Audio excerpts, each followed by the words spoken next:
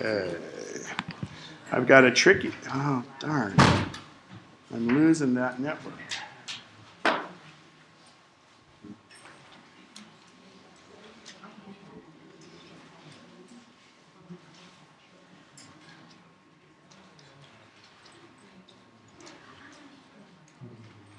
Come on, baby.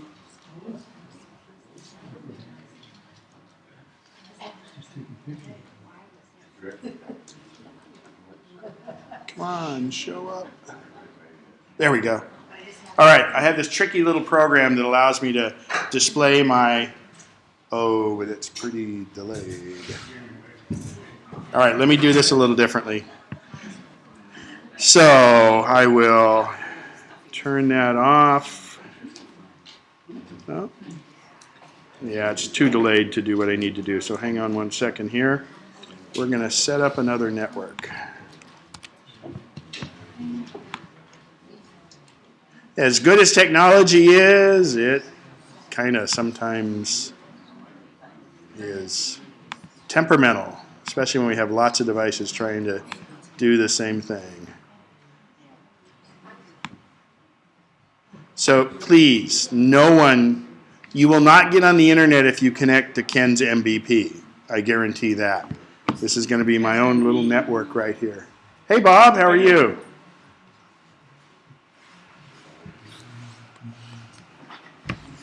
There's free cake in the other room.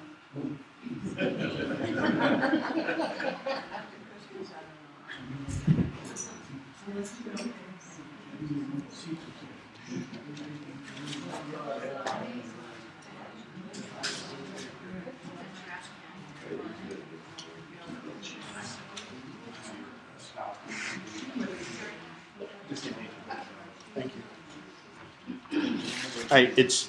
I get paid the same no matter how many students it is. It's all free. But it's worth it. This is how I market it. All right, let's hopefully this will work for us here now.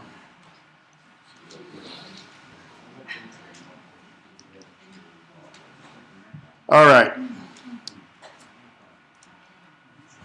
And, sorry, this is, there we go. Okay, so this, in theory, allows me to connect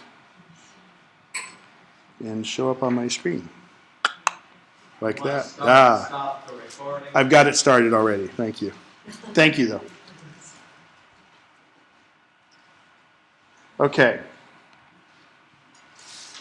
So I have an iPad mini and an iPhone displayed on my screen to show that it's live.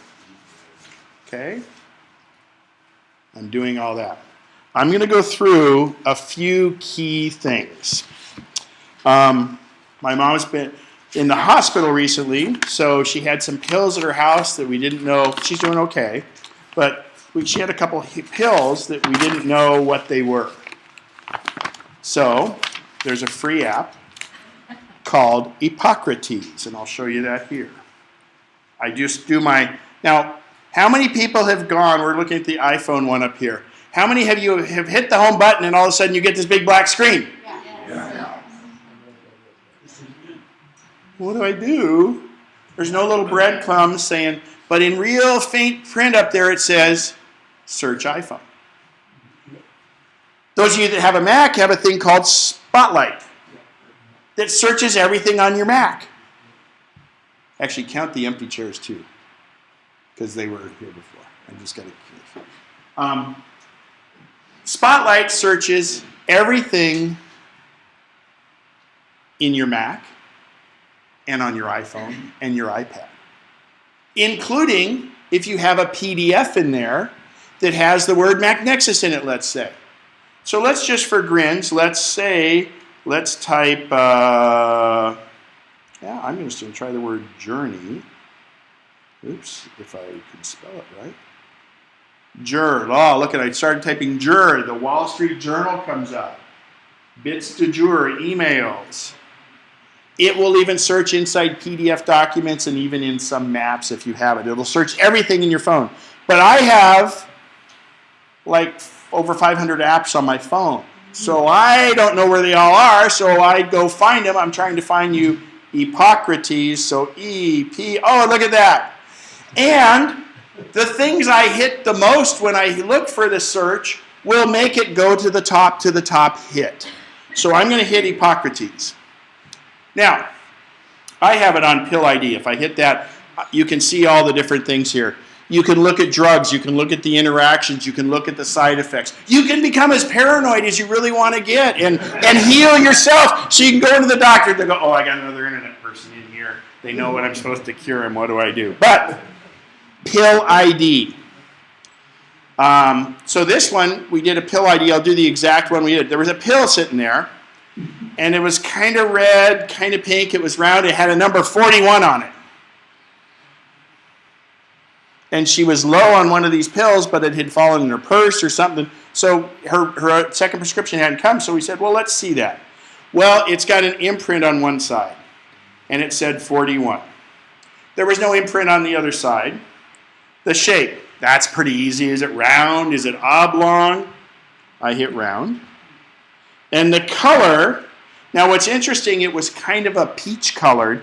So I tried peach first. And the list of peach round pills with 41 on it says there's 3 matches. And I looked at this and I go, excuse me, oh, that doesn't look like any other 20 pills or so. So I said, no, maybe the color's not quite right. I tried pink, I tried red. But realistically, in pink, there are now 6 matches. So I hit view, and the second one is a photograph spitting image of what one of her prescriptions was. So you can check pills that you have out. You know, you don't know where to take them. But the cool thing is then I can press there. It shows what it is. And if I hit at the top, it talks about it. The dosings, warnings, interactions, things like that. So it's Epocrates and it's free. Not just to identify your pills, but to find out what the medications do. You know, if you read the side effects, you're going to feel every one of those side effects. You're positive it's going to happen to you, right? That's going to be the newest show on the Learning Channel, I'm sure. It'll be right after the Hoarders, right? I'll try go to the Epocrates, Epocrates. Who here doesn't know how to get an app on their iOS device? Okay, that's fine. So let's do it over here on the iPad, a little bigger screen. So I go to my App Store, the big blue thing. Oh, it's got a little red thing on it. It says 6. That just means some of my apps need updating. But if I hit the App Store, oh, it can't connect. I'll do it on my iPhone because it's connected, I think, because I'm having to do the special little network I have. So if I go to search, and I can type E-P-O-C, there it is. It shows up Epocrates. Now, when you search for an app, if it's free, it doesn't take you a long time to realize whether you want to buy it or not. But if I tap the app, I get details about it, including screenshots. I can read the reviews, because if you're going to pay for an app, you want to know what other people thought of it. Usually, there's a 1 through 5 rating. You can throw out the 5s and throw out the 1s because they're either fanboys or they have something against the guy that made the app, but your real reviews are in the middle there. Some apps get lots of 5s. I mean, look at this. Look how varied it is, okay? It shows there's, well, the best thing is there's been a lot of ratings. If you have an app that only has 6 reviews, it's the guy who made the app, his sister, the brother-in-law, and then one person that lost to him in poker and they said the app was really bad. So anyway, you can buy the apps. You have to have an account on the iTunes store. So that brings up another thing. We have 2 different things on your phone that need an Apple ID, right? A scary Apple ID. iTunes needs an Apple ID. And your iCloud needs an Apple ID. They can be the same or they can be different. But think of it this way. Whenever it says Apple ID, it's intimidating as all hell. You might have different ones. Think of it, your Apple ID for iTunes means what's your username for iTunes, okay? What's your username for iCloud? And they might be an email address, and that's fine. But just keep them separate. If you go to theKenSpencer.com and go to MacNexus, on the last one on there, I have a link to a cheat sheet that has all the keyboard shortcuts for your Mac, but also a sheet you can download where you can keep all your passwords and your usernames, okay? When it says Apple ID, don't be intimidated to think, oh, it wants my username for iTunes. Now, it was asked during the break, husband and wife. I'm getting her email, she's getting my email, our address books are the same and all that. So you don't usually want that. Sometimes you do, sometimes you don't. So you want 2 iCloud accounts for the 2 different parts of data, whether it be email, whether it be address book, whether it be calendars. You guys can still share calendars, but you want to have your own. But you want to have the same iTunes account. Okay, and it would be under one of those usernames probably. The reason you want the same iTunes account is I have a navigation app before I had the real good Apple Maps turn-by-turn directions called Navigon. To get the whole US was about $40. I waited till it was on sale. Oh, and that brings up a point. I didn't pay that even though the price says it. I paid 20% less. Anybody know how I did that? No. Gift cards. Gift cards are on sale every so often, iTunes gift cards, and they're not available to buy Apple products, but anything in the App Store or iBooks or movies. I just pick some up via email, $50 gift card for $40. So whenever I find them on sale, I bank them and they go up on my account, and everything I buy is 20% off in the App Store. I'm a cheap bastard, okay? I just am. So, hi, Jim. And for Richard Young, there he is. Thank you, Ken. He's going to miss a really good part. Yeah. No. Say that. Oh, but it's being recorded, so you'll have it. So, you can get the iTunes gift cards and put them on your account, and they store up. In fact, I haven't even loaded that last one I just got. In fact, I got it just before Christmas in case, did I forget to get somebody a Christmas present? I could quickly email them that if I needed to, but now I didn't have anybody I forgot, so now I'm going to put them into my account. So I got $100 worth of gift cards for $80. So you share the same iTunes account because, for instance, my mom's on an iPad, so I put us on the same iTunes account. I can put the navigation app on her account if I want. She has the Kindle app on her iPad, and I don't want to read the same book she does, so she has her own Amazon Kindle account on the iPad, but she just got her sister up in Washington a Kindle, and we signed them up on the same account, and they share the same books. Okay? You want to have, if you're in the same household, it's going to cost you the same, just get it. You buy it once, it's available on as many iOS devices as you want. You could have, what's that big family of 20 kids or whatever? If they all had iPads and iPhones, you buy the app one time and everybody gets it. There's no limit. On your computer, there's a limit of 5. And with Kindles, you can share? No, they're on the same account. It's the same person. Wow. But you can put it on 2 different... You didn't hear it from me. Well, the Kindle account, you buy the Kindle app using your iTunes, but it's free. But the Kindle account is an Amazon account. Okay? All right. Use the same iTunes account so you can share the apps amongst the same family.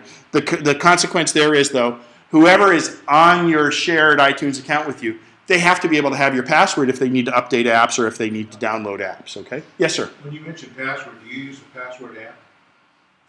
No. Should I use a password app? Yeah. I'm lucky.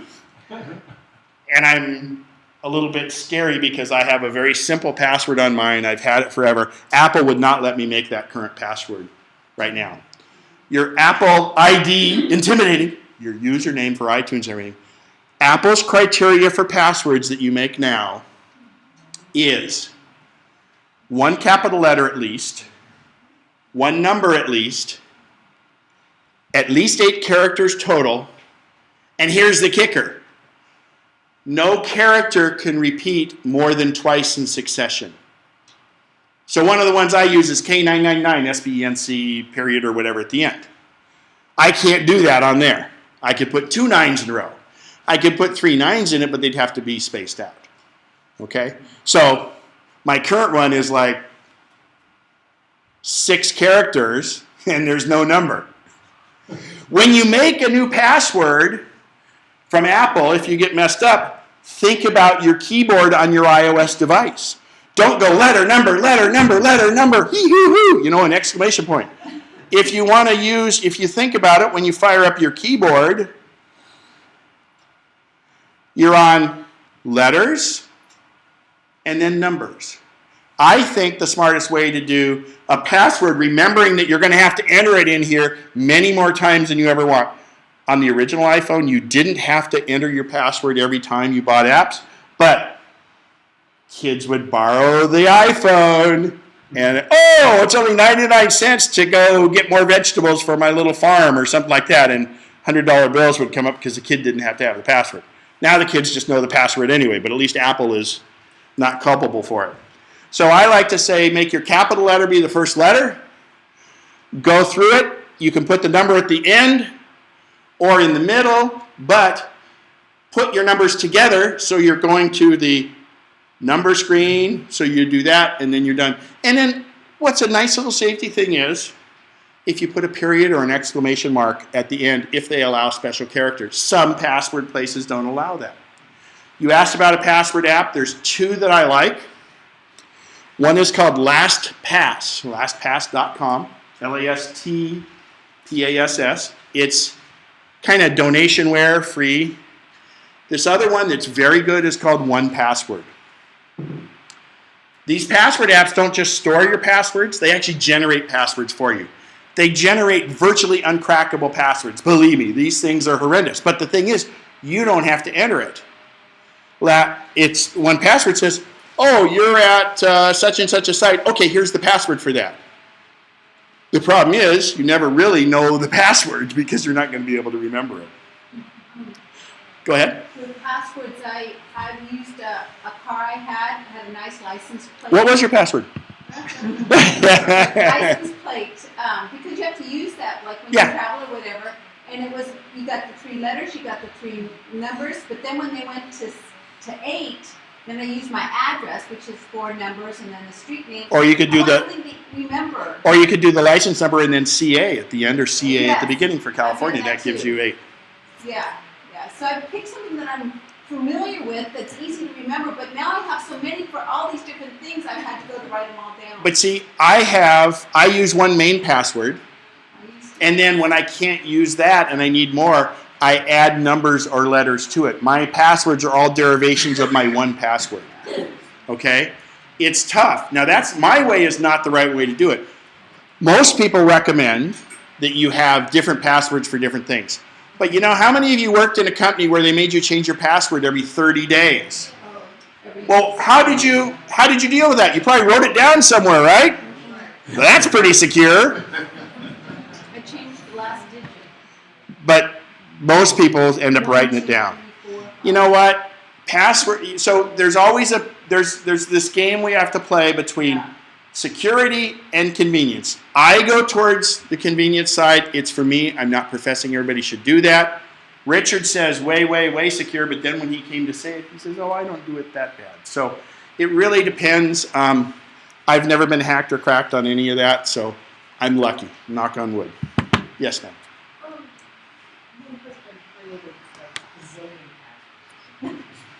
So I was going to, is it reasonable to kind of change it, or do I potentially run into a lot of problems changing it?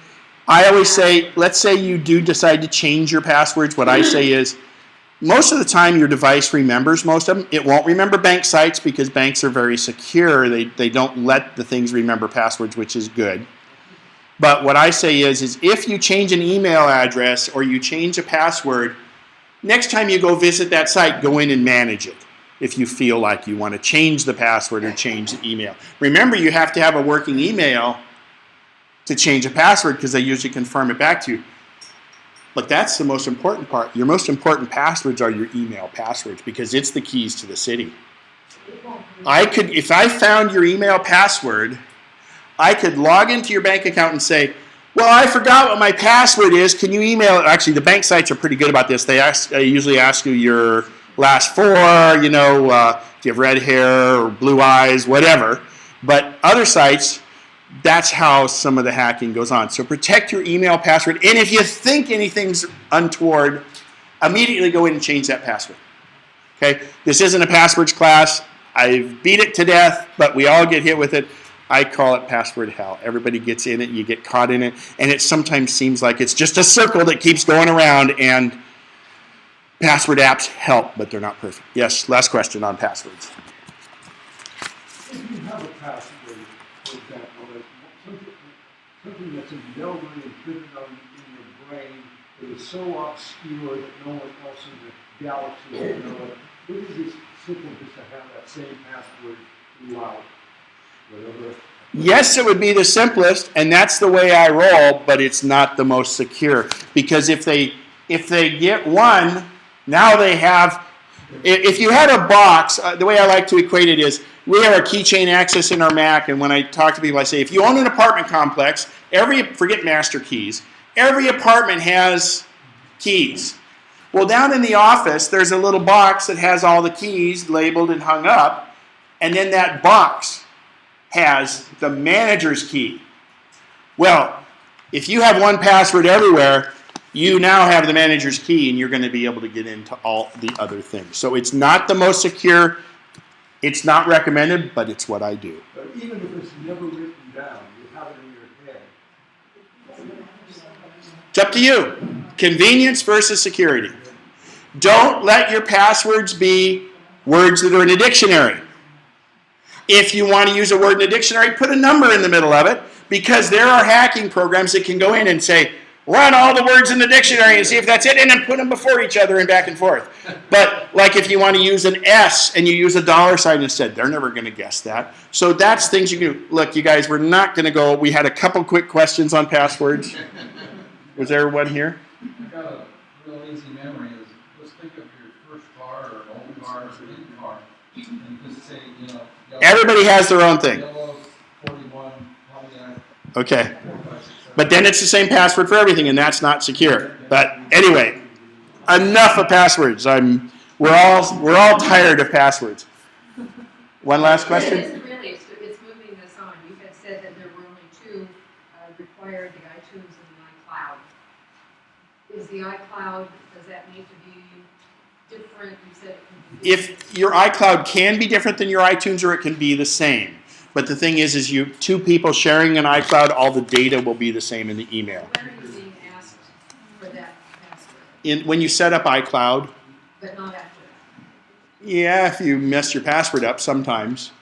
So write them down and then hide them. Okay.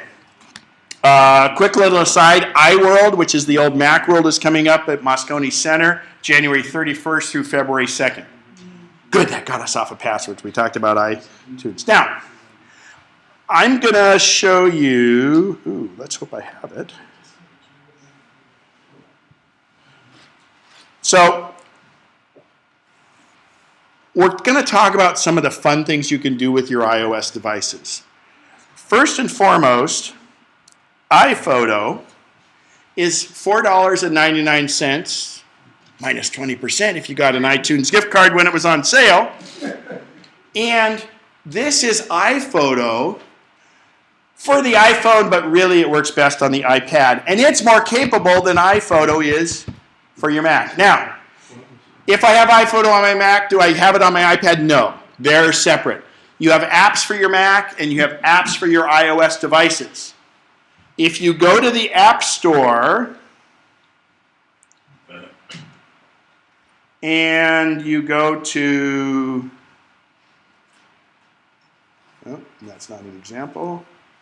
I'm at the App Store here, and you see where it says free, but you see there's a plus sign. That means it's the same app. I buy it once. It works on the iPad and the iPhone and the iPod Touch equally. Okay? It renders up for that, renders down. If it doesn't have the plus, there's a separate one for the iPhone or the separate one for the iPad. You can run iPhone apps on the iPad. They just look a little weird, but you can do it. But iPad apps, if they're iPad-only apps, they will not run on the iPhone. So let's go back to our little thing here. This was actually I took this Christmas Eve, this photo, but that's probably not the best one. I'm going to pick this one. So if you look down, oh gosh, on my screen it doesn't show it. Let's hope it shows this. Darn it. So what I'm going to do, you're going to have to trust me here. I should have got this other camera. These little brushes come up. This is crazy now.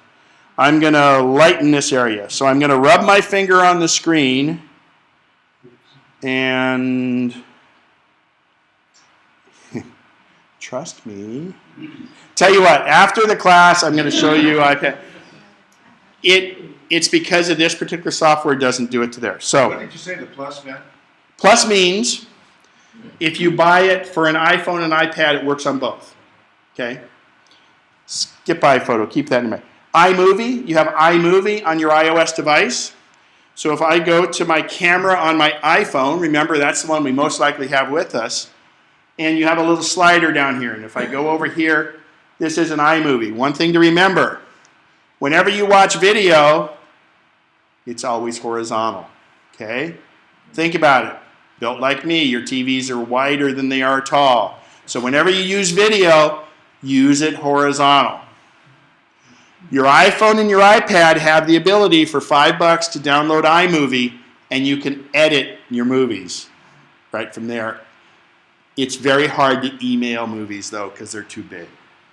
Every time you take a video, turn it back to the still camera when you're done, because inevitably, the dog's going to be doing something crazy, and you pull it out to take a photo, and you're taking a video, and the video clarity isn't as good. Up in the top, I'm going to show you in regular photo mode here. Your flash is usually on auto. Your flash is only good. No, first of all, your iPad doesn't have a flash.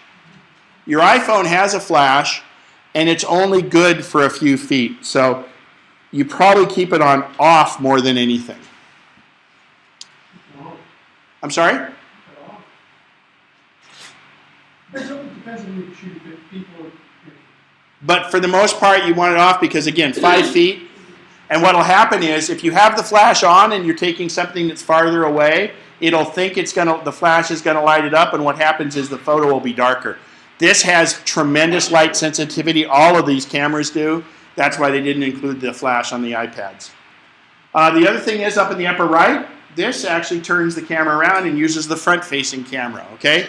The front-facing camera on all these devices is not as good as the rear-facing camera. It's not the same quality. But it's designed also to be the right depth, so when you're holding it and trying to do a video chat, it's going to zoom out the best. The other things are the options here, the grid, which puts up on the screen. There's how you do panorama, and HDR, which is high dynamic resolution. That's like this photo I have behind here was an HDR photo that I wish I had taken, someone else did, and it's quite good. It takes 2 photos, and it melds them together. If you have a dark part of the photo and a light part of the photo, it combines them. Don't do action shots that way, because since it takes 2 photos, they will be blurry. Okay? Now, speaking of blurry and stopping action, I'll pass this around.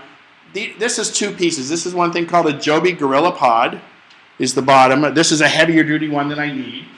But you take it here, wrap it around, and it's a tripod you take with you wherever you want. But the thing I really like here is this little thing on the top called an eye stabilizer. Even if an iPhone has a case on it, you can put it right in there, and it holds it on a tripod. It's like $19. I'll pass that around. So they're 2 separate pieces. That helps stabilize it. All right, Panorama we're going to do here, and then I'm going to show you some other Panorama options. So watch up here. Now, the Panorama app on the iPhone only does 270 degrees. So I'm going to come over here. Hopefully our internet or my connection on Wi-Fi is good enough. So I'm going to click it. And it says move phone continuously. Oh, hang on.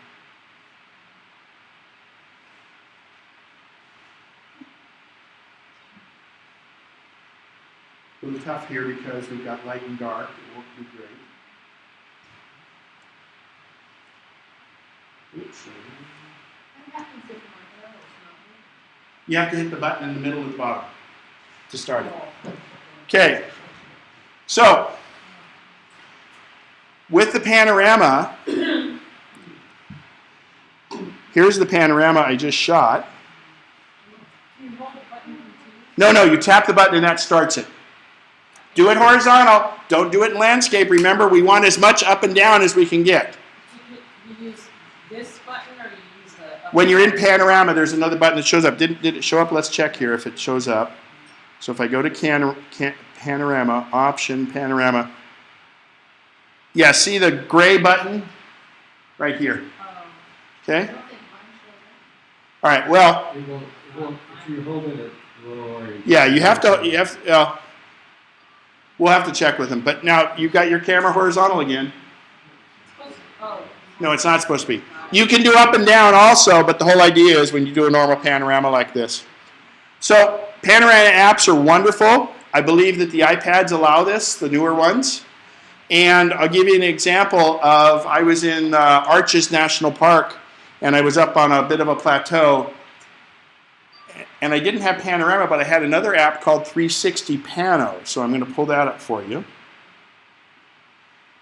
It's 99 cents or $1.99, I can't remember. 360 Panorama. Now I'm going to show you what's different on this. It will do 360 degrees.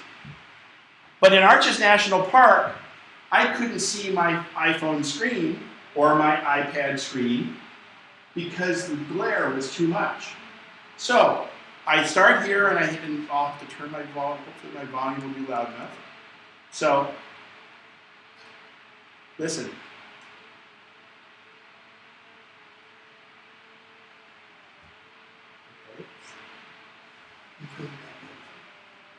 It used to click. It'd click every time I do it, and it will do a 360, so I have to see if there's a new setting. I must have updated it. But it would click every time I did it, so I'm sorry it's not doing it. I'll check into that. 360 Pano is wonderful because I did it around the whole thing, and it click, click, click. I didn't have to see it. But the reason I like 360 Pano is the regular Panorama app saves it to your camera roll. This app will save it, upload it to the occipital site, and then if you send the link and they watch it on their browser, they have the full pan ability. In other words, they can watch the photo much better, but it will also save it to your camera roll. Panoramas are pretty hard to see on most devices. So that's by occipital, and I really love it, and I will check into my settings on that. If they disabled the microphone, I'll be angry. Panorama 360? 360 Pano. So the beauty is with all the apps I have, I just type in 360. But if you do 360 in the App Store, you'll get a few of those like that. Now there's a brand new one, and thanks to Bob White, this came up, and it's really cool. It's called Cycloramic. 99 cents, if I'm not mistaken. So, can you grab your coffee cup there for a second for me? I'm going to turn this one on, and I'm going to start here. Keep watching. Oh my God. It's using the vibrator in the phone. Now this isn't a super smooth surface and I have a case on it. So it's doing it bits, and this doesn't do a panorama, this actually does a movie. Okay. Cycloramic. Oh, you see it right up there, cycloramic. So now I'll hit stop. Sorry if I didn't get you included in the shot here. And now we can go see, it's on my camera roll. Oh, okay. This is very naive. This is only for an iPhone. Correct, because it's the only one that has a vibrator. Right, right. Sorry, yeah, good point. And you downloaded Cyclorama? From the App Store. I think it was 99 cents. Cycloramic. So that's it happening there. I'll hit pause. Cancel. When you think about it, so these app developers are having fun. Well, it's got a vibrator in it. What can I do? Oh, that's pretty cool. So, but that brings up a point about all panoramas. If I'm in I've taken them at a table and gotten everybody around. There was a rotary crab feed in Citrus Heights. I did the whole room, and I did our table. Don't hold your arm out and think you're a superhero and go like this, especially in a small area, because what happens is you're changing the angle of incidence of that photo the whole time. Pivot around your camera. The best way to do a panorama, whether it be on the iPad or the iPhone, is do the pivot around the camera, because the distance and the angle of incidence stays the same. If I'd gone in the middle of the group here and held my arm out like this, it would change the dynamic of the panorama a lot. So think of your lens and rotate around it. Panorama apps are fun. You've got a great one built into your iOS device as long as you have an iPad 3, 4, an iPhone 4S, and a 4, I think a 4 too, maybe even a 3GS. So Cycloramic is that one. I really think it's cool. All right. A couple other fun ones. Let's see. I have my devices with me at all times. Now that I have an iPad mini, I can keep it in my pocket if I need to, if it's connected. But I listen to Tom Sullivan, KFBK in the afternoon. iHeartRadio. It's a free app. All the Clear Channel stations. What's it called? iHeartRadio. And it's a heart sign, but IHERT. It's free. All the Clear. Jen. How much data do you use? Good question is how much data does it use? Who's your carrier? Right. Okay, so you bought buckets of data. Audio data isn't it's pretty thin. Video takes a decent amount of data. I'm lucky, me the cheap guy, I'm still on an unlimited plan, so I still think about it because I don't want to but it's not bad. They do make like an FM receiver, but it shouldn't be too bad. But the way you can check that, I'll give you a good idea, because data, that's going to be the problem. Apple's getting us all these great things we can do, and the carriers keep saying, well, we're going to be stingy. You don't get this much data unless you say. But now they're giving you free, now they're saying, okay, you buy your amount of data, but we'll give you free calling and we'll give you free text, because they know that nobody's calling anymore, and Apple has free texts over your iMessage service. So they know you're going to stop getting that. So they're saying, well, we're going to charge you for the data, but we're going to make your phone calls and your text for free now. And they've been making so much money on text.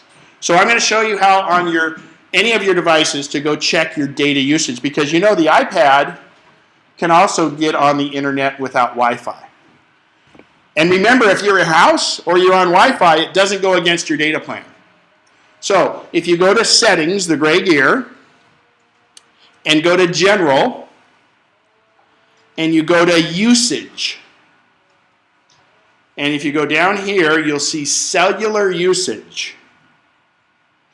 Now, cellular usage, what I do, and I didn't do it this last month, I'm curious how much I use. I can get it from my bill. You can usually go on online your bill. But for instance, if you wanted to listen to an hour of NPR or an hour of iHeartRadio, reset the statistics, listen to it, and then come back and see how much you used. Remembering that you might have checked your mail in the meantime or something like that. So that's a way to do it. What I do is I actually have a reminder in my calendar to reset this every month, the day my bill goes up, just so I can track it. Most of the time, the carriers have, from your iPhone, you can go in and check what your data usage is. So that's a big thing with many devices. That also brings up another point. Apple Maps uses data, but it uses about 1/10 of the data Google Maps used to, because it's what they call vector-based. So those maps, when they're constantly redrawing and stuff, use up very little data on the new Apple Maps. Okay. You also have Pandora is another one. Go ahead. Yeah, I use iHeart, and when I transferred, when I got my new iPhone 5 is when I started using iHeart, and I'll listen for a couple hours sometimes to a program, and I find out that it really uses battery a lot. It doesn't seem to use a lot of data, but it uses battery. My battery will drop down in 2 hours from 90% down to 50%. That's a bit much, and here's the deal. Who's your carrier? All right, so let me give you my little blurb here. I'm a loyal AT&T user. Verizon probably has the best coverage anywhere. And Verizon and Sprint, the problem is, if you're making a phone call, you can't be on the internet at the same time because of the way their data system works. But on AT&T, you just can't make phone calls at all.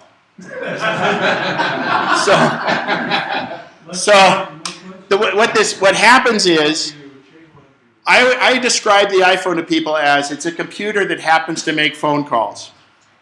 But first and foremost, its first job is to make sure you have a reliable phone. Which means it's constantly trying to connect to the tower. The worse your reception, the more it's constantly trying to work to go get that. Your battery will even heat up sometimes. I'm trying to go get that signal. Now, most of the time, if you're not using your phone, it's not too bad because it uses this little thing called a carrier band on the side. That's how you get your signal strength of the 2 bars that you normally get with AT&T, or the 5 bars you normally get on Verizon. So that part's really minimal, but when you start to make calls or you start to use data over the cellular network, if you're in fringe areas, you'll drain your battery a lot more. Try it at home when you're on Wi-Fi, and all of you should make sure your phone connects to your Wi-Fi at home. Because it won't make phone calls over the Wi-Fi, but you get your data better. And for those of you on your iPads, definitely make sure, but most of us, our iPads will only connect to Wi-Fi. How do you do that? You go into your settings and go to Wi-Fi, and then just connect. Use your password for your Wi-Fi at home. And then when you leave, and you go to let's say you go to McDonald's. McDonald's has free Wi-Fi for everybody. Take your iPad, go and sit down, and it'll connect, and then it'll say agree to terms and agreement and everything.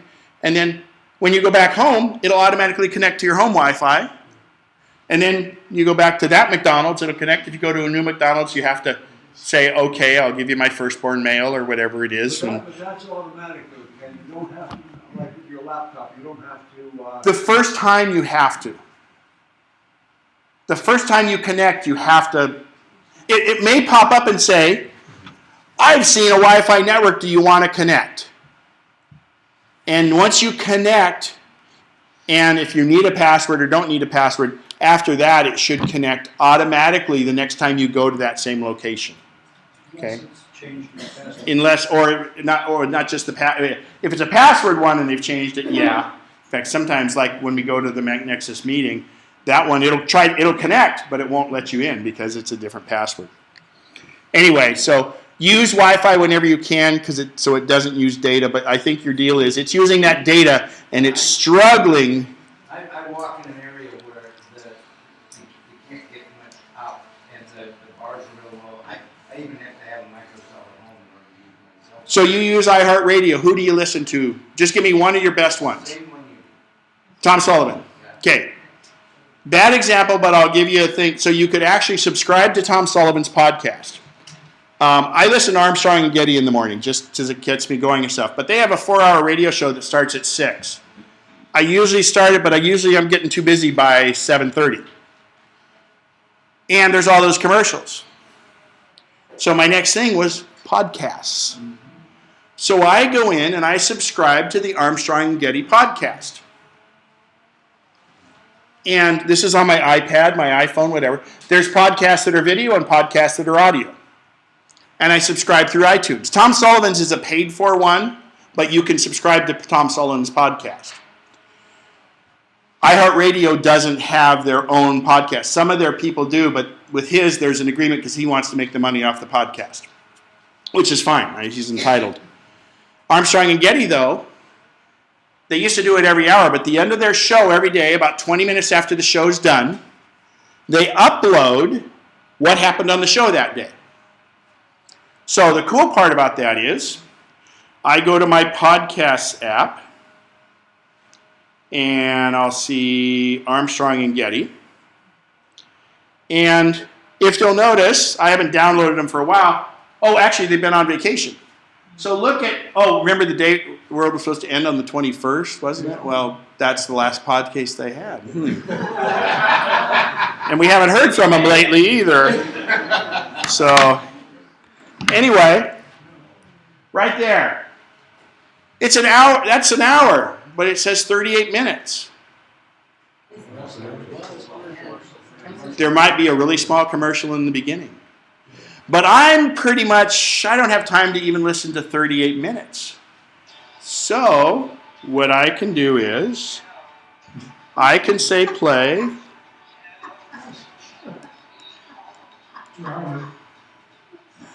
Feelings.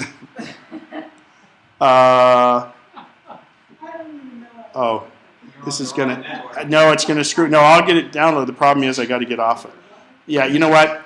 I'll play this later. But what I do is, I play it at either twice its speed or 1.5 times its speed, and it doesn't sound like Alvin and the Chipmunks. Because, it'd be kind of funny if it did, but what it does is, it takes the dead space. This is how MP3 compression works. It takes the no sound parts and compresses them, and they almost sound normal. And once you start listening at 1.5 or double speed, you realize how slow most unlike me, most radio personalities talk fairly slow. Huh? How do you set it to listen? There's I'll show you guys afterwards because it won't do it on the screen. Because it's the way it's sharing. It thinks it's a video. The podcast app is free from Apple. Just go podcast. And then what you do is you subscribe to a podcast. Subscriptions of the podcasts are free. So I can listen to 4 hours of Armstrong and Getty in a little over an hour. Whenever I want. It's kind of like, how many of you have DVRs at your house? How many of you skip commercials? How many of you don't really watch live TV anymore and you make sure you go, I'm going to watch something that's recorded while what I want to watch is being recorded? It's the same thing. It's time shifting is what it's called.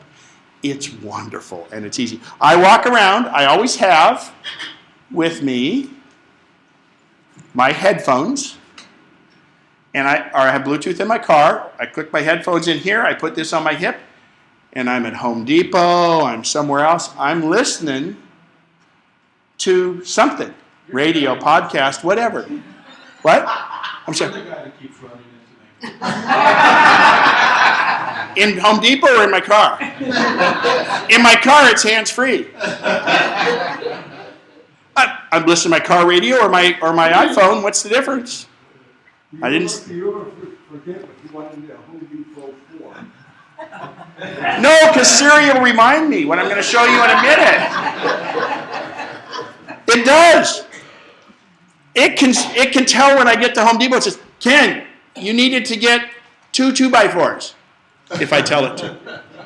Demonstrate Siri. I will. I have to wait till we're done on the screen here is the problem. So Just one quick question on this, back on the data, the Wi-Fi and the data. If you have your data on and you're in your home where you've got your Wi-Fi, does the Wi-Fi take priority? if you have it on, yes. Anytime it can connect to Wi-Fi, it will. The only problem with that is occasionally our routers or our modem might go out at home and you can't use the data on your phone. You're sitting there, Well, I got full bars on my Wi-Fi. Well, it sees your router, but your router somehow isn't seeing the internet. If you encounter that and you know your other devices can't get online, then make sure you turn Wi-Fi off. If you have a cellular connection, turn Wi-Fi off because then your cellular will still work. That's the rare case where your Wi-Fi wouldn't be working at home. Go ahead. How do you remove an app? Oh. You cannot remove the Apple apps, any of the ones that came on it, and we can't even go put Newsstand in its own folder. They're forcing Newsstand on us. I don't know why. I think someone was paid off, I'm sure. Or maybe that's Steve Jobs' way of reaching out from the grave and saying, see, I do have control. If you, to remove an app or to move an app, you take any finger, you press and hold on one app, and they start shaking nervously. But you'll notice none of the Apple apps have this little sign. If I want to remove the app, I tap that sign and it removes. But I can also move that app around. I can put it on my dock. I can move something up off my dock. Whatever. You can have up to 6 items on your dock. 6? Is it 6? No, 6. Once it's jiggling like On the iPad. if you touch it, it removes it. But you're always touching it when you move it around. You have to touch on the X and not be moving it at the same time. On the X. So it's like you're selecting, yeah, but it's also the touch. In other words, I know we've mistouched many times. When you're moving your finger a little when you touch, it doesn't. How many here use a stylus? Okay, just a little hint. If you ever don't have your stylus, sausage or cheese also works. And it's true. Oh, you have another one that works? I read it. But I have a screen protector. So the way you've noticed, remember you still go to the automated teller and it's a touch screen, and the checkout at Rayleigh's, it's a touch screen. These are not touch screens. They're capacitive discharge.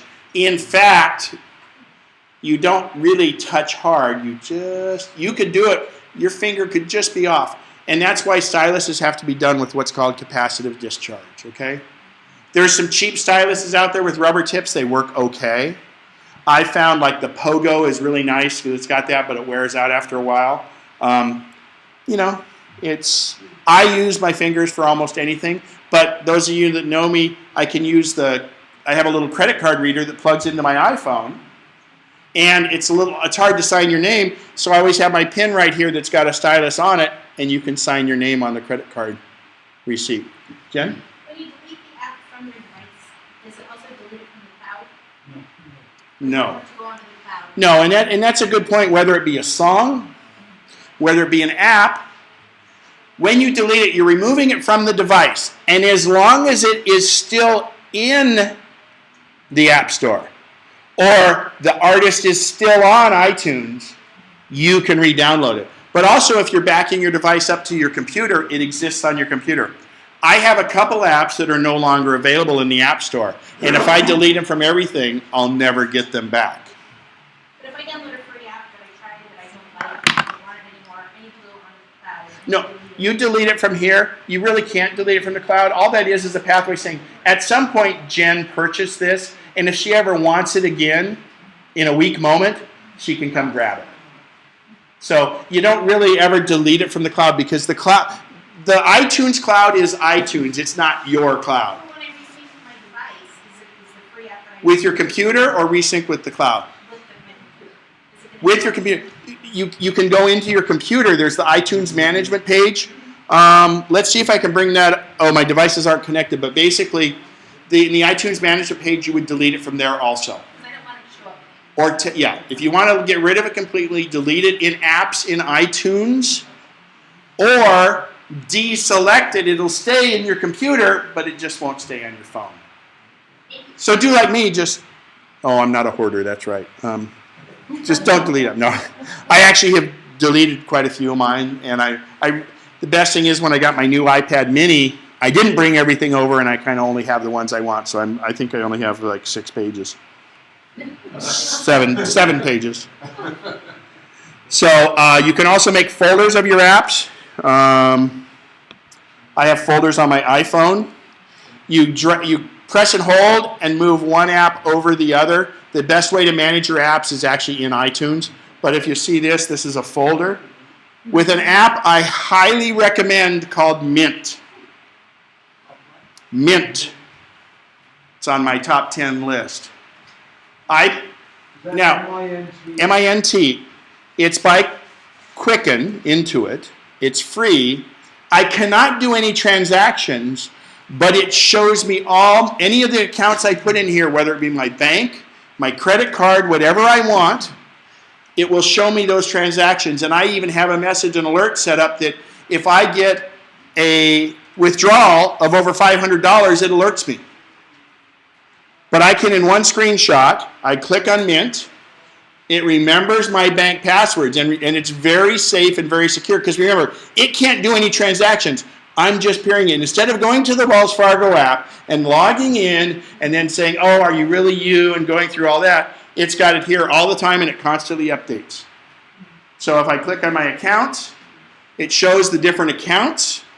If I click on, say, business checking, it shows my most recent transactions. Do you have to put those, they have to be on your phone already? No, actually, good point. So do you have to be on your phone already? Mint goes in, when you sign up at Mint, it says, give me your bank name, account number, and then you need to have signed into your account online, so you have your username and password. And then what it does is it uses this third party that Quicken uses and all the other companies use that does not sell anything.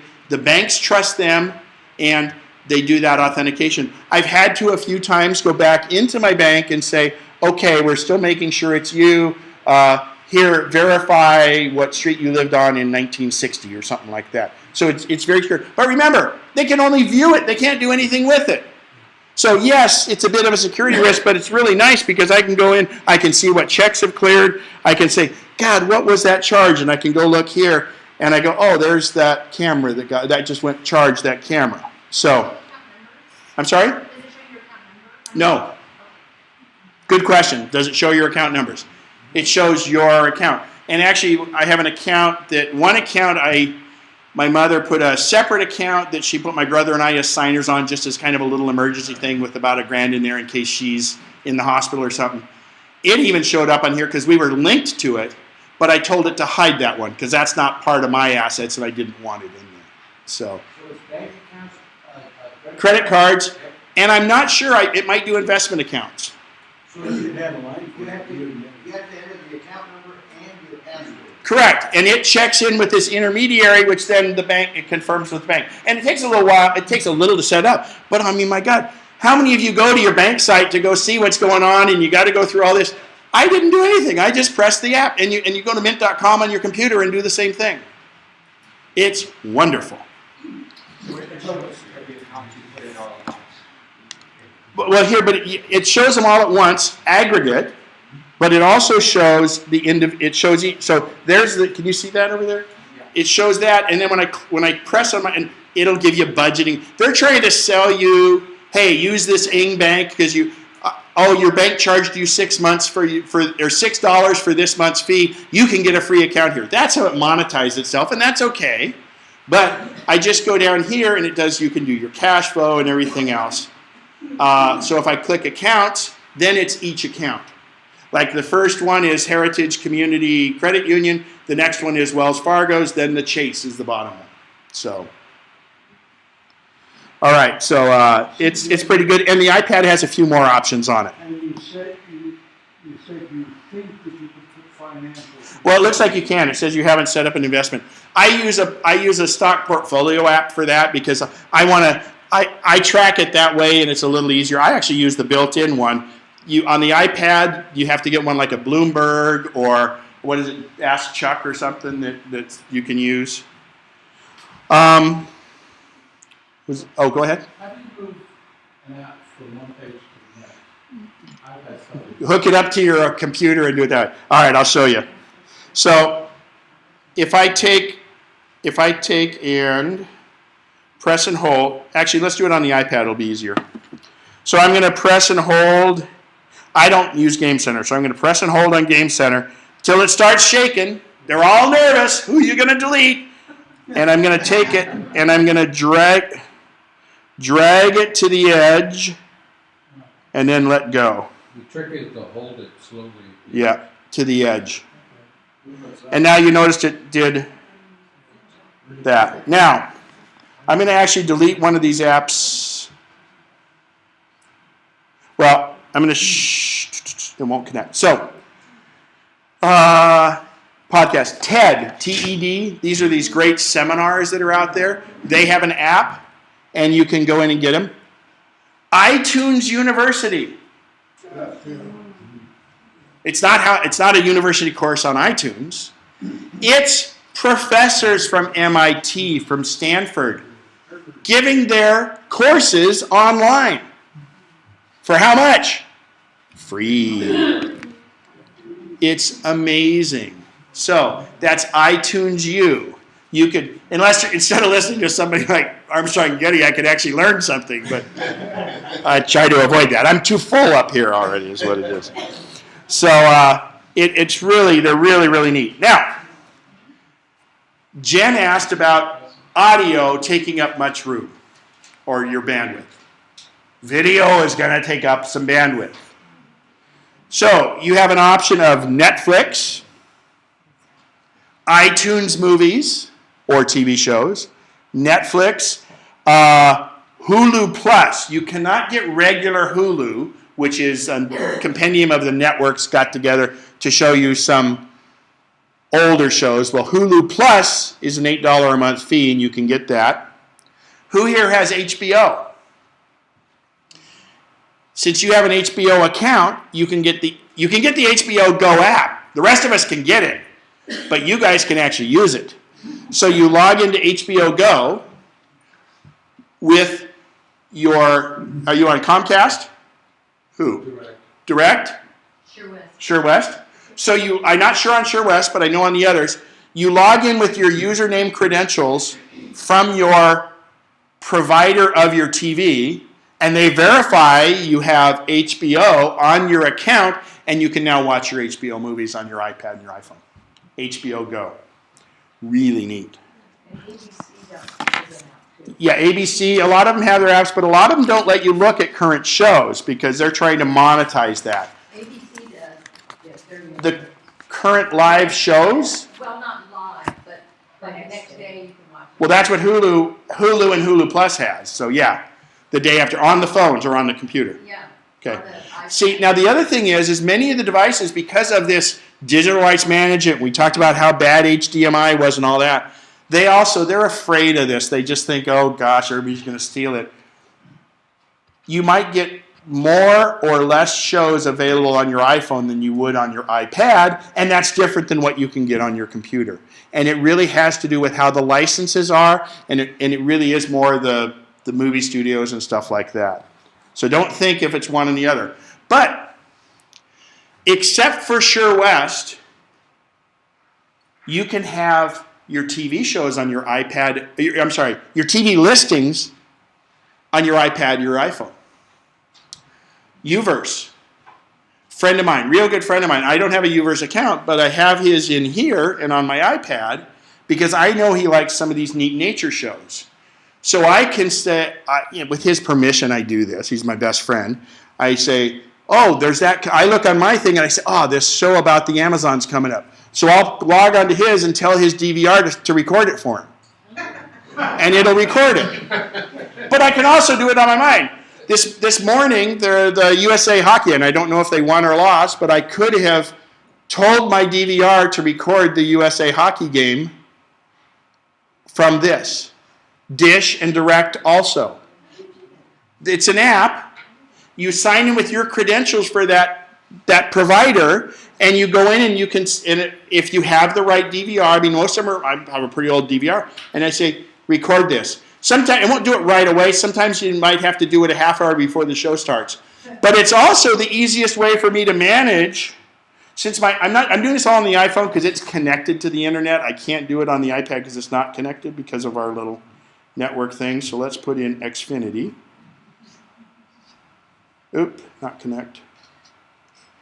I want Xfinity TV remote.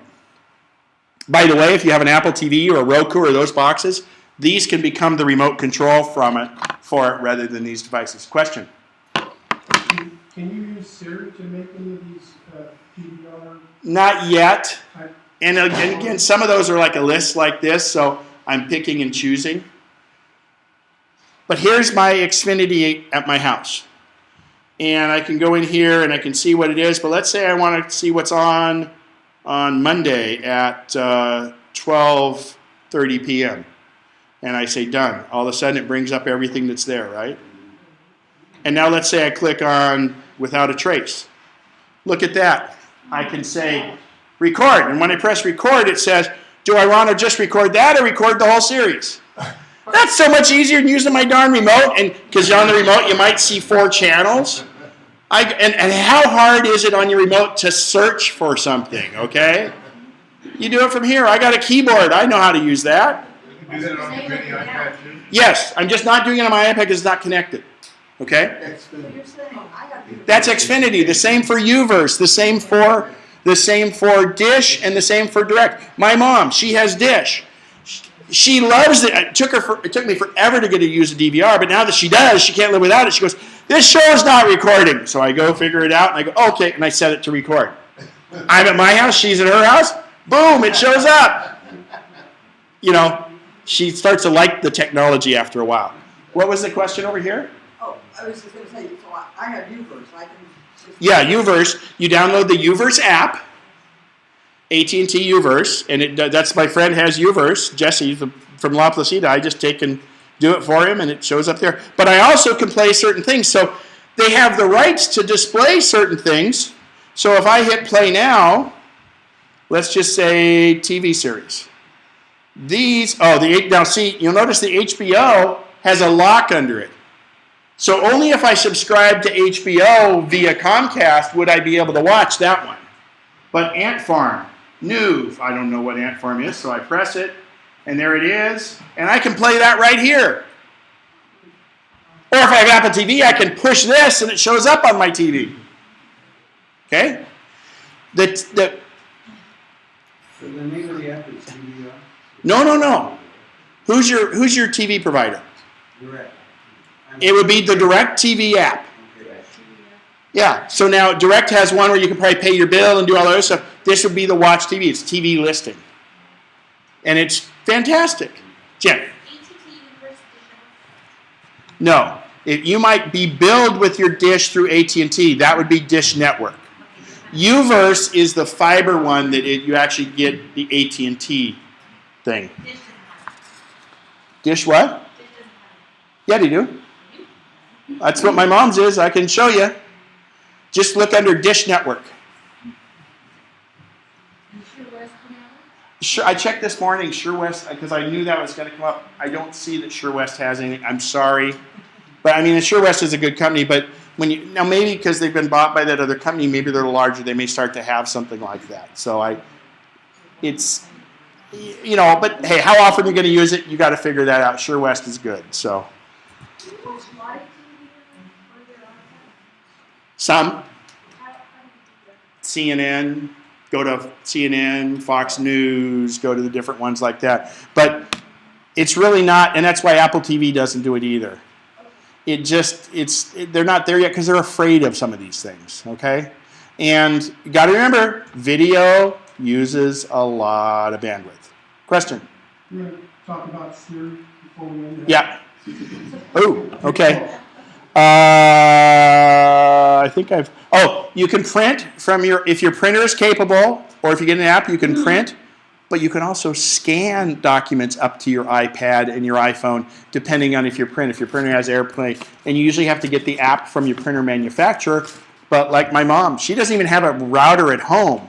She's directly connected to her printer from her iPad. It's a special printer, and we can scan documents right to it. So you have a printer app you recommend?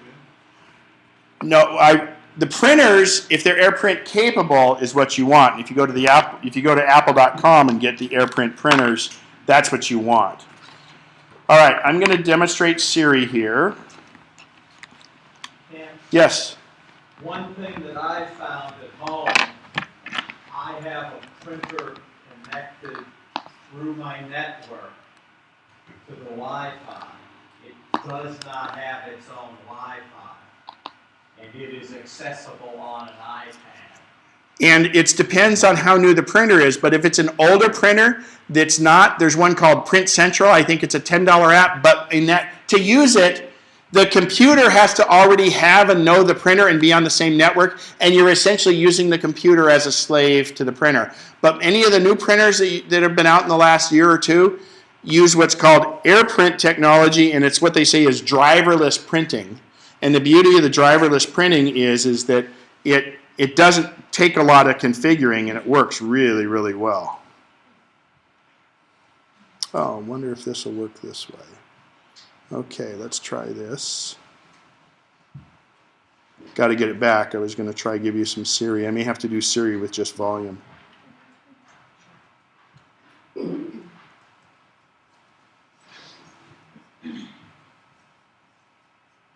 All right. Okay, so let's see if you guys can hear my phone, because we want to see Siri's responses. Ken, would this be the same as if you were using the iPad, the same litany that you go through? Virtually everything, except in the TV apps. Some of the movies that'll show here won't show there, and vice versa. But Siri, though, Siri's the same. As long as you're on an iPad mini, an iPad 3, or an iPad 4. All right, well, we're going to have to do Siri by noise only here. Let me make sure I'm on the right network. Oh, I got off my network, that's why. Okay.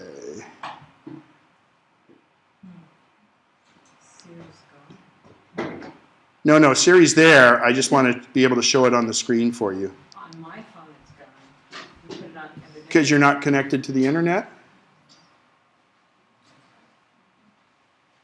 All right. Okay, it's not going to show up on the screen, so trust me. Ah, there it is. Please stay.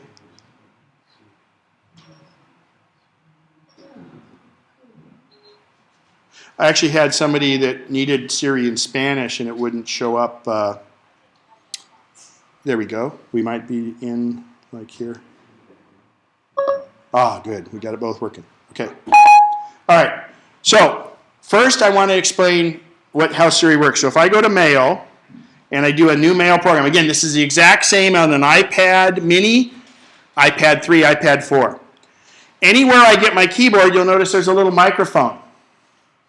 So when I press that, I don't want to do it up there because that's a name. But if I want to go in the body of the text and I say, now is the time for all good men to come to the aid of their country, period, new line. This is how you go and say one space for each line, period, new paragraph. This is how you do 2 lines between each one, period. That just typed what I said. Now, normally when you type, the word wraps, right? But sometimes you want to hit return and start with a new line. So you say new line. After the word country, I said new line. It didn't write new line. It came and put it in. Now, is that Siri? Just hang on. I'll be with you in a sec on that. So then I said new paragraph, and it did a double line space. This is speech to text. You have to be connected to the internet for this to work, because the way it works is it records what I say up to 30 seconds, sends it out over the internet to North Carolina where the big billion-dollar Apple data center is, and crunches it, looks in the dictionary to make sure it's not going to misspell a word and it's really a word, and it comes back. Now, consulting the dictionary is good because I might have mumbled and it's going to find a word that's close and send it back. So you have to be connected. That is speech to text. It's easy for things to do, but I didn't have to teach it. I have it for my Mac called Mac Dictate, and it learns my speech patterns. This does it without it, and it's getting better all the time. That's the first part of Siri. The second part of Siri is artificial intelligence. I've done that. that I didn't twig to go out and repair that, but she would type something wrong, a word, a name. A good carpenter doesn't blame his hammer. Unless he gets it at Home Depot. How do you tell Siri to correct a word? You don't. Does Siri know your Siri kind of learns. She's getting better, but she does learn a little, but really not much. The embedded Dragon dictations learn you. You guys use it. I'm sure the lawyers use it at the office a lot. It learns your speech patterns. This doesn't. But what's happening is as they're getting better, they're learning everybody's speech patterns. What's really funny is years ago, TomTom, the GPSs a lot of times have spoke to you. But they came out with one where you press it and it says what city, you say Sacramento. So it was kind of easy speech recognition. It took them 18 months longer to roll it out in the US than it did in Europe because we actually have so many dialects here that it was hard to discern that. So you got to understand how monumental this is. This itty-bitty little phone, this little itty-bitty iPad mini that has a little itty-bitty processor in it, and these apps are 25 megabytes at the most, can do all this because it's using the power of the connection to this other bigger computer up in the cloud somewhere. So, speech to text. I find that I've learned better how to deal with it rather than her learning me. She's my girlfriend, but she doesn't obey orders all the time, and she shouldn't. She puts me in my place. So, the first component of Siri is speech to text. It has to realize what I'm saying. So the second component to that is the artificial intelligence, and I'll give you some dumb examples. Those of you that have seen me before have heard this. So I can say, I'm drunk. Don't expect me to get you home. Now, what's it say underneath that? Call me a taxi. So that's going to pull up geographically based taxi services to where I am. And I'm sure in the not too distant future, the cabs that have GPSs on them will actually pull up the closest cab. That's not far-fetched. We're there. So, she took I'm drunk and said something like that. Let's take it a little further. Will I need a jacket tonight? The low will be 45 degrees. I didn't ask what the temperature was. I said, well, I need a jacket. So, what's the temperature in Paris, France? The high temperature for tonight in Paris, France will be 48 degrees, and the low will be 45 degrees. Convert 45 degrees Fahrenheit to Celsius. She won't speak this back to me. I found this. She goes out to this website, and it's 7.22 degrees Celsius. And she uses Wolfram Alpha for that. So it's all here. She can do virtually anything. And the way you activate Siri is you press and hold the home. Don't everybody do it, because we're all going to beep, and everybody's going to be talking to everybody else. But you press and hold the home button until she beeps. What can I say? I let go once she beeps. You can say things like. And there's the list of things she can say. Now, when you're talking to Siri, think about it logically and don't do the because she actually needs you to respond pretty quickly because a long pause, she'll think that you may need to do something else. And if you pause while you're speaking too much, she'll also do it. But if you say first, what action do you want? I said, what can I say? She comes up with this list, and she'll always do that. But I can take me home. So, action, then what do you want? I couldn't find any places matching home cell. Oh, I said so. Hang on, let's go back to that. So I'm going to say, this is one I like. Find the nearest sushi restaurant. Here are 15 places fairly close to you. fairly close. The nearest is Untitled Japanese restaurant. It's about a half-mile east. Would you like to call it, get directions, or skip to the next one? So I'm going to cancel.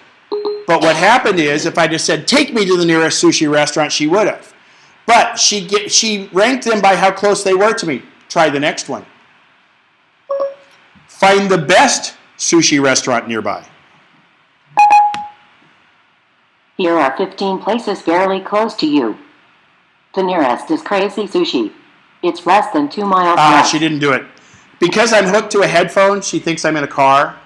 She would come back and say, I've ranked them by rating. Okay? Because I'm having to do it through it, thinks I'm in a car headset.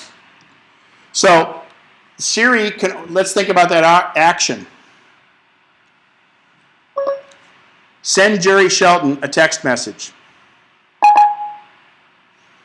Okay, I can send a text to Jerry Shelton for you. What would you like it to say? Hey, comma, you're missing the Siri demo! Exclamation mark. I updated your message. It says, hey, you're missing the Siri demo. Ready to send it? Yes. Okay, I'll send it. Now, I have a headset hooked up to it as if I also have a Bluetooth in my car. That's why she read it back to me. If I simply do it from my phone with not connected to any headset, she won't read it back to me. The reason she reads it back to me is because if I'm in a car, Apple's embarked on this eyes-free thing where that can sit in my hip pad here. I tap my green Bluetooth button in my car one time and I do what I just did and she reads it back to me. I don't have to look at my phone and see if I spelled everything right. So the action was send Jerry Shelton a text message.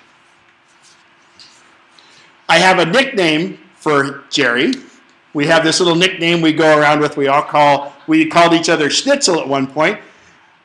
I have a wonderful client, Ann Young, who has 2 short names. It's very hard for Siri to pick up a short name. So I'll give you, here, Jerry. Siri is your girlfriend. I don't share anyway. So what I've done is I can make a nickname. In fact, you had to do it, Keith had to do it for you, I believe. It was hard to say, call Ann, because Ann's so short and it might be the word and everything. Siri has trouble with common names. It actually uses your contacts to try help you find a name. But if you're having trouble with a particular contact, then go ahead and add a nickname in your contacts and then say, call that nickname, and it'll pull it up. Last little thing we're going to do with Siri, because we are getting over, is I'm going to have Siri get directions. Take me home. Getting directions to Ken Spencer, home. I made sure you have to have your contact in there, that's your information, in home. So there it is. Starting route to Ken Spencer, home. Head west on Lust My Drive. hands have never left my wrists. Now, this is in this turn-by-turn navigation. See how I want to show this because, and by the way, your iPad does this too. You have to be connected to the internet though. Tap, and now it shows the ETA, the distance, and the time. So again, it usually looks like this so you get a fuller screen, but I'd rather have that information so I can call the contact and say, I'm running 3 minutes late. I can tell. I'll be there at blah, blah, blah. So that's turn-by-turn direction. So it's going to navigate to my house. So let's do this. Let's try something. Find Starbucks on my route. We know there'll be one. I found several places matching Starbucks along your route. The nearest is Starbucks Coffee. It's about a half-mile north. Would you like to call it, get directions, or skip to the next one? Get directions. It looked Getting on the route to Starbucks I Coffee. had in the phone and said, this one's on your way. And so I drive to that. Starting route to Rat Avenue. And then it'll continue when I go. Now, most of the time, you'll just be going along, I got to go to the store. It's 2 blocks this way. she reroutes great for you. You don't have to worry about it. One important thing when you're all done navigating, do make sure you hit the end button, because if you haven't made it to your location, you're going through the grocery store, turn right! So, people will be looking at you. They'll look at you funnier than the people that have the little Bluetooth things here. So that's why maybe you use the headphones and stick them in. Quick thing on the headphones. The new Apple headphones are fantastic. I've only found one person that they don't work well with. They're much better than the old headphones. If you have an old device, you can take these from Apple from $29. They don't stick in your ear. They actually just sit in there, and you can barely tell it. It has a built-in microphone right here. You have volume up and down. I'm walking through Home Depot. I'm running into you, right? And I'm going along Home Depot. I'm listening to my podcast. A phone call comes in. It immediately pauses the podcast. I click this, accept the phone call. When the other person hangs up, or when I press to hang up on it, it resumes.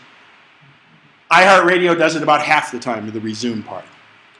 Video podcasts, you have to hit play again. But anyway, it's really, all your iOS devices are fantastic tools. Do they fall out of your ears, though? I'm sorry? Do they fall out of your ears? I have no problem if you want to put them on. I'll come on up afterwards. You guys try these on. I don't care. Ears, I mean, come on. It's like probably the cleanest spot on anybody's body. But just put them up there, and they don't. The new headphones are fantastic. And the fidelity is great. You have a volume up and down button on them. Last little tip. On the camera, we talked about the camera. It's not when you press the button it takes the picture. It's when you release the button. But remember, I had this little eye. Oh, I got my. Oh, please don't. Okay. Anyway, it's not going to show up on here. Let's see. Let's try. What happens is, it's when you release the button, it takes the picture. Your volume up button on your phone is also a shutter release if you're in your phone, or if you're in your camera app. And think about it. I've got this sitting over here, and I want to make sure, I want to take a picture of us. I can hit the volume up button on my headphone, and it'll, oh, I gotta be in the camera app. Turn the volume up. Yeah, turn the volume up. How about that? So I'm in the camera app, and I hit the volume up button, took the picture. Cool. Okay? Siri does wonderful things. Play with it. I'll try to, if somebody emails me after when I post the other stuff in the class, I'll try to put a link to some Siri tips and tricks and everything. You can ask her a lot of different things, like where to bury the dead bodies. There's a lot of fun things like that. The other thing is I'll show you. Now, if you don't use your calendar much, I'm going to see where I have an appointment. Okay, I have schedule event next Monday at 3 p.m. Okay. Here's your meeting. Note that you already have an all-day event about Christine Ramey's birthday on January 14th, 2013. Shall I schedule it anyway? Or if I had I'll another leave it up your event, calendar. it tells me it can back up and what to do, and I can change and edit. The last thing you can do with it is called reminders. I can tell the phone, remind me when I get home to take out the trash. And when I pull up within 300 feet of my house, the GPS says you're home. A little reminder pops up and says, take out the trash. Maybe someday it'll take the trash out for me. Or actually, if we go all digital, I won't need trash, right? A Wi-Fi garbage can. Yeah. Well, yeah. That's what you do. You put the little Roomba or whatever it is, put your garbage can on the Roomba, and it goes, God, I like that. You don't have to be clicked onto the apps to do that, like say the calendar or whatever. No, his question was, do you have to be on the app to do that? In fact, Siri will switch apps. So I can say, launch mail, and it switches to the mail app. Ken, before we quit, could you put What would you like to use? Right here, go to kenspencer.com, and that's where the recording will be under the tab that says MacNexus. I had one last question in the back. The messages, you can only enter between Apple products. Send messages. Okay, the messages is a replacement for the paid-for text messaging from the phone service. And it's Apple device to Apple device, goes over the data network, and it doesn't even use the cell carrier. So that's how that works. And you can always tell if you're messaging someone that, here's my brother. So there's, oh, you can't see. The green is when he didn't have the iPhone, and the blue is. And so if it's a blue, you know that you're communicating with another device that's an Apple. Oh, can you send that? Hang on. I was texting a friend with an iPhone, but because I didn't put her phone number Right. on her iPhone, I was being charged. Yeah. Barbara? So when it shows up blue, that means It's using iMessage. it's not copying. Well, yes, that's correct. And then sometimes if it can't go through, you have the option to say send as a text message. No,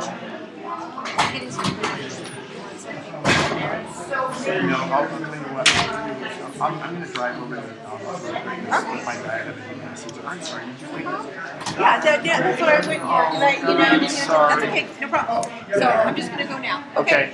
Yeah, and if I make it, I don't. If not, but thank you. Ken, I wear. Oh, hang on. I got to stop the recording. Thank you. You're quick on that. Uh-oh. Stop.